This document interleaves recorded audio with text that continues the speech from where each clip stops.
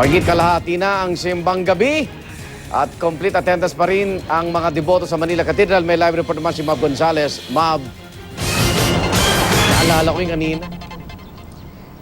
Igan, marami pa rin ngayon nagsimba dito sa Manila Cathedral. Ngayon, ikapitong araw ng simbang gabi. At yun nga mga nakausap natin kanina, no? Meron daw silang iba't ibang hiling sa Diyos.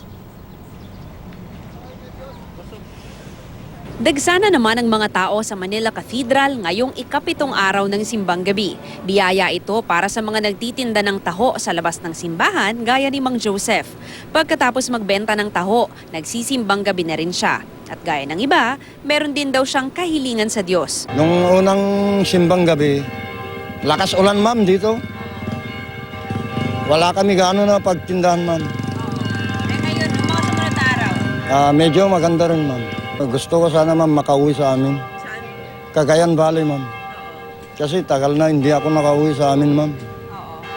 Kaya nagtinda ako ma'am para makauwi ako sa amin. Maraming magkakaibigan na magkakasamang nagsimba ngayong umaga. Si Jelly, taon-taon daw pumupunta rito kasama ang mga kaibigan niya. Yung para matupad po yung wish namin. So far, nakumpleto yun na yung pitong gabi. Opo. So kayo ba ano bang wini-wish nyo ngayong taon? Yung gumaling po yung mama ko. Nakilala naman namin ang isang grupo ng mga bata na nakatira malapit sa Manila Cathedral. Kaya naisipan daw nilang magsimbang gabi kahit wala ang mga magulang nila. Ang isa sa kanila, hiling daw na makumpleto ang pamilya nila ngayong Pasko. Nai-wish po kami. Bakit wala yung mga magulang nyo? Kasi po, nadalaw po. Oo. Doon po sa City Jail, nakakulong po papa ko. Alas 4:30 ng madaling araw nagsimula ang Misa de Gallo. Alas 8 ng gabi naman ang anticipated Mass.